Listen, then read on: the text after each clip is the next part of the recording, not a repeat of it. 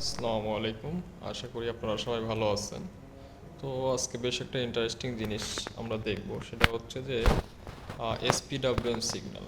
এটা অ্যাকচুয়ালি একটা sinusoidal PWM signal, যেটার অন পিরিয়ড বা ডিউটি সাইকেল যাই বলি না কেন, সেটা ভ্যারি করে হচ্ছে সাইনোসয়েডালি, মানে সাইন যেভাবে আস্তে আস্তে বাড়তে বাড়তে ম্যাক্সিমাম পর্যায়ে যায়, এরপর আবার কমতে কমতে আস্তে আস্তে মিনিমামে চলে আসে বা জিরোতে চলে আসে, ঠিক একইভাবে এর ডিউটি সাইকেল চেঞ্জ হয়। তো আমরা অসিলোস্কোপ যদি সিগন্যালটা একটু দেখার চেষ্টা করি, সাপোজ সবার প্রথমে জিরোর দিকে ছিল আমাদের ডিউটি সাইকেলটা, একদম মিনিমাম ছিল, তো আস্তে আস্তে সে বাড়তে বাড়তে বাড়তে বাড়তে সে ম্যাক্সিমাম পর্যায়ে চলে যাচ্ছে, এরপরে সে আবার কমতে কমতে মিনিমামে চলে আসবে।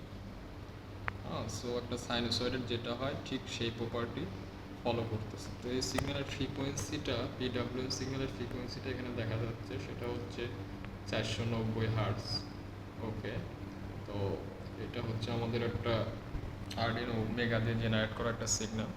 এখানে আমাদের আরডিনো মেগা আছে।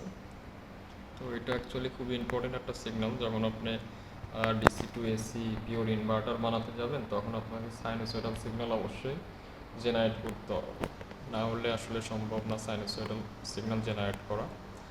আর অ্যাকচুয়ালি 490 হার্টজ সিগন্যালটা খুবই লো ফ্রিকোয়েন্সির সিগন্যাল।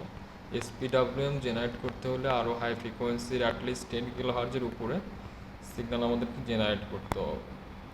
তা হাওয়েভার আমরা নেক্সট টাইমে হয়তো আরও ইন্টারেস্টিং কিছু জিনিস দেখবো আর কি, যেখানে আমরা high frequency about 62.5 kilo hertz একটা পিডব্লিউএম সিগন্যাল আমরা আরডিনো মেগা ইউজ করে জেনারেট করবো। অ্যাকচুয়ালি এটা বেশ কমপ্লিকেটেড একটা বিষয়, বাট ইটস পসিবল। ঠিক আছে, ওকে, আজকে এই পর্যন্তই। Thank you.